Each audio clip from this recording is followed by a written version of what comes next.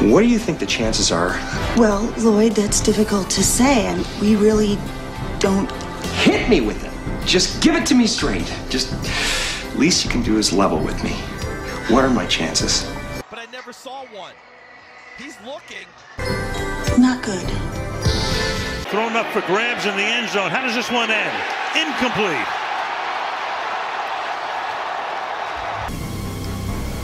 So you're telling me there's a chance? Yeah! So the Pittsburgh Steelers have opened the door for the Baltimore Ravens to climb back in the AFC North title hunt. We are days away from Harbaugh Bowl 3, and there is a player floating around the NFL that the Ravens may want to take a look into, also with bringing back a familiar face. But first, Ravens fly. Let's fly. So on Thursday Night Football, the Baltimore Ravens were gifted a present. The Cleveland Browns defeated the Pittsburgh Steelers 24-19 in a blizzard. A lot of people didn't expect the Browns to win this game, but there have been some Steelers fans that knew that this was a trap game. Coming off of a physical game versus the Baltimore Ravens, playing on a short week and a division rival, there was a slight opportunity that the Browns could beat the Pittsburgh Steelers, knowing that the Pittsburgh Steelers are not this unbeatable team. And yes, they did beat the Baltimore Ravens, but there are cracks in this team. They are not very good offensively. They do enough to win. They beat us. I can't say anything about it, but they have opened the door for the Baltimore Ravens to get back in the AFC North race. With the Steelers sitting at 8-3 and Baltimore at 7-4, the Ravens are a game back in the loss column, but they are technically 2 games behind because the Steelers own the tiebreaker as of right now. The Steelers are 1-1 in the division. The Ravens are 2-2. But the next 4 games for each team could decide what is actually going to happen. With the AFC North title, it's going to give a clearer picture as far as the playoff seeding is concerned, because the Steelers have a very tough schedule coming up. And to kick off December, the Pittsburgh Steelers have another divisional game versus the Cincinnati Bengals. For some reason, the NFL saw fit that the Pittsburgh Steelers played their division game starting in week 11. Latest that a team played a divisional game in NFL history. Don't know how that happened, but they may have set the Baltimore Ravens up unknowingly. I don't think they did it intentionally because the league doesn't like Baltimore. But after playing the Bengals and Joe Burrow, hopefully they light them up. They take on the Cleveland Browns once more. Somehow they play the same team twice in 3 weeks. I don't know if that has happened before, but hey, we'll take it, especially if the Browns can beat them a second time. Then after they take on the Browns, they take on the Philadelphia Eagles, the Battle of Pennsylvania. Hopefully the Eagles have a healthy team. Hopefully by this time they know what to do with Saquon Barkley and they don't do like the Ravens and take their star running back and run them down Pittsburgh's throat. And then after they take on the Eagles, they come to Baltimore to play the Ravens. Now, hopefully, just hopefully, fingers crossed, the Steelers could lose the next 3 games, or at least 2 of the next 3, putting the Ravens in prime position to take over the North. Now, as far as the Ravens' next 4 games, we have the Harbaugh Bowl coming up on Monday. Then the next week, we take on the Philadelphia Eagles, who are having some injury problems right now. Don't get healthy just yet. Wait a couple weeks. Then the Ravens have a bye. Then we take on the New York Giants and follow that up with the game against Pittsburgh. So if the Ravens can clean some things up, get some things together, the division is ours for the taking. The Steelers blew an opportunity to take a further lead in the AFC North, but they blew it in this game versus the Browns. So thank you, Cleveland. We appreciate everything that you've done for the city of Baltimore. You gave us a team. You gave us a Super Bowl champion. You let us have Lamar Jackson. So for Cleveland, for Ohio, from the bottom of my heart, thank you all. And I'm sorry that your team has sucked for so long. I mean, I really feel for y'all. I have friends that say, bump them. It's Cleveland. It's Ohio. But I really feel for you guys. Thank you once again.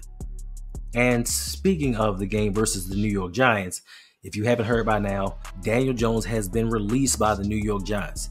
Is there a possibility that the Ravens could bring him in to be... No. So we have Monday Night Football coming up.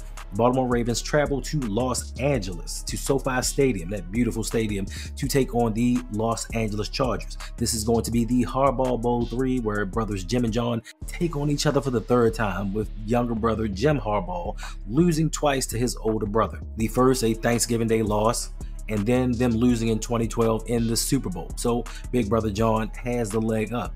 But there are a lot of people that believe that Jim Harbaugh is the better coach. He gets more out of his team. I think that Jim is a damn good coach, but it perplexes me that he brought in Greg Roman to be his offensive coordinator. Now, the only difference between Jim and John is with Greg Roman being the offensive coordinator, Jim is an offensive-minded coach, so he can give input, he can change plays, he can make in-game adjustments that John cannot.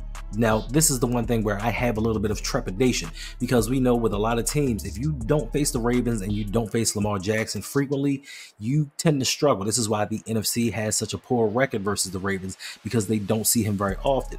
But the difference with the Chargers is they have a lot of former Ravens on that staff. Now, you know, Jim knows the team because of his brother John. Greg Roman was the offensive coordinator. But in all, there are 16 former Ravens, whether it be players, personnel, or coaches that are on this Chargers squad. And you know the guys like J.K. Dobbins and Gus Edwards are going to want to get some payback. Now, Hayden Hurst is hurt, and he hasn't been playing very well since he left Baltimore, but you know he has a chip on his shoulder for the Ravens trading him to the Atlanta Falcons. And this may be the game that Greg Roman calls a better game, because of course he wants to beat his former team, he wants to beat his former boss. But for me, offensively, yes, they have Justin Herbert, who is an outstanding young quarterback. They have some wide receivers that are not well known but can get the job done. And then of course you have J.K. and Gus running that rock. But to me, the strength of this team is the offensive line, and more importantly, they may be even better defensively. And as of this season and this certain last stretch of 5 games or so, the Ravens have had a time facing defenses with some dogs. Like, we faced the TJ Watts, the Myles Garretts, the Devon Millers. Like, we faced some guys. And then, of course, it doesn't stop here, because we get the Chargers with Joey Bosa, Khalil Mack, possibly he seems to be injured, and all-world safety Derwin James. Luckily for us, Asante Samuel Jr. has been on IR for the last month, and he will not be available for this game. That takes away an all-pro corner, somebody that we don't have to worry about. But this defense without him is still a very good defense. And depending upon what Todd Monken wants to do, what game he decides he wants to draw up this week, we may have a tough time moving the ball on it. Unlike a lot of other teams, Jim Harbaugh has a little bit of inside knowledge. There's a little bit of inside trading going on when it comes to this team, because he spent time at the facility. He spent time in the locker room. I'm sure Jim knows some things about this team, and he knows some things about his brother. It's just, can John get his stuff together this week and the Ravens finally find their identity? Do we know what we want to be as a team? Offensively, are we a running team? Are we a passing team? Are we a combination of both? What are we? What is the game plan that's going to help us win these games? What's going to help us get this North title, which is going to help us secure a top 3 seed in these playoffs? I don't know, and I'm not sure if John Harbaugh knows himself. Now, this task is going to be made a little bit harder because we do have some injuries that the Baltimore Ravens are dealing with. Tyler Linderbaum popped up on the injury report with a back injury. Rashad Bateman had a knee issue, but more importantly, Roquan Smith has not practiced all week long, and we do not know if he's going to be available for the game. Now, if Roquan cannot play in this game, then the Ravens are going to have to rely on Malik Harrison to kind of take his place. And we saw him a little bit last week when he came in for Roquan. The defense looked a little bit different without one of their leaders there. So things could get a little bit dicey if he is not 100% or really healthy to be available for this game. Now, another move that they made was they may be switching up the role for Brandon Stephens. Now, Brandon Stephens has played predominantly at the right cornerback position, but he has struggled so much this season, they have moved him into the slot, being that they put Ardarius Washington back there with Kyle Hamilton. They're using Brandon Stephens more closer to the line of scrimmage, so he doesn't have to cover deep balls. He can do the slot. He can play zone across the middle of the field because he doesn't have the ball skills to get it done. Now, as of last week, this was a good move, and it was one of the best defensive showings that the Ravens have had all season long. Is this a recipe for success, or was it more to do with the Pittsburgh Steelers not really having that potent offense? Only time will tell. We will see against the Chargers. Like I said, their wide receivers are not big names, but they have guys who can get it done. Quentin Johnston, he was a first-round pick. Ladd McConkey's a first-round pick. Joshua Palmer is a really underrated receiver. And Justin Herbert can sling that ball if he is allotted the time. And they do have, without injury, one of the best offensive lines in this game. So it's going to be a tough task quietly for the Baltimore Ravens defense. And can they get it done? But to me, listen, outside of the Kansas City Chiefs, And I know the Ravens lost to the Las Vegas Raiders, but to me, the Ravens have had a good record versus the AFC West for the longest time outside of the Kansas City Chiefs. We know that the Chiefs and the Steelers are the two teams that the Ravens struggle against the most. Now, lastly, could the Ravens possibly have some help coming in? It all depends on how the organization feels and how this individual feels. If you don't know, now you know. Joe Douglas, the former general manager of the New York Jets, has been fired. Yes, after the debacle that is the New York Jets and Aaron Rodgers, they let him go. They have not had the success that they thought they were going to have up under him.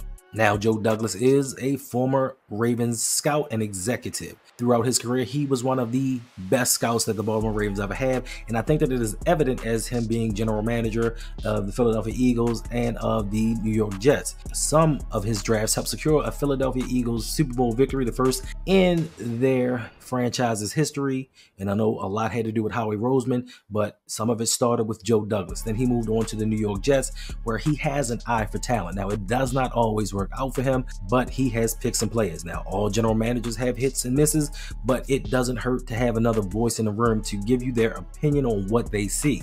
And some of his draft picks have turned out to be really, really good. As the general manager of the New York Jets from 2019 to 2024, he has drafted the likes of Quinnen Williams, and he brought in his brother as a free agent who's worked out pretty darn well for them. He also drafted guard Elijah Vera Tucker, who's good in his own right, but I think it was one draft in particular that set him apart. Now get this, in one draft, he drafted Sauce Gardner, he took Garrett Wilson, he got Jermaine Johnson and Breece Hall in one draft. Now, if that isn't setting up a foundation for a team, I don't know what is. Then he came back again and did it with Will McDonald. So Joe Douglas has an eye for talent. Not all of his draft picks have been hits. He's had some misses, some bad ones, especially taking Zach Wilson number 2 overall. And I think selecting Zach Wilson was his downfall and began to slide to get him out the door. Because if Zach Wilson had worked out, no need for Aaron Rodgers, no need to bring in Aaron Rodgers' buddies, and the team may have performed a little bit better than they had. So there is a possibility that Joe Douglas can come home, help EDC with some of these draft picks, maybe, just maybe. Because listen, Joe Douglas has no issue with trading up to get the player that he wants. He has no problem with trading back into the first round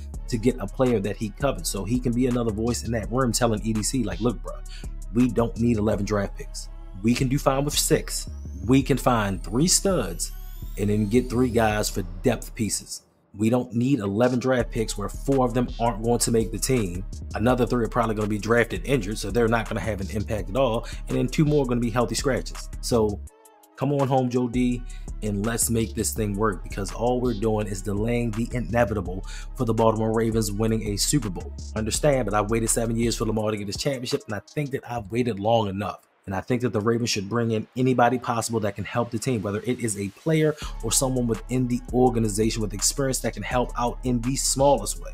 Nobody in that building's ego should be big enough to think that they got it like that, that they know it all and they have all of the answers. So bringing in somebody with a proven track record, a former GM himself that helped architect a Super Bowl winning roster. Now, he wasn't the final boss in this game, but he helped construct it. He was on one of those levels that helped construct that Philadelphia Eagles roster. So to me, come on home, and after the Ravens win a Super Bowl, help us build a dynasty to win some more.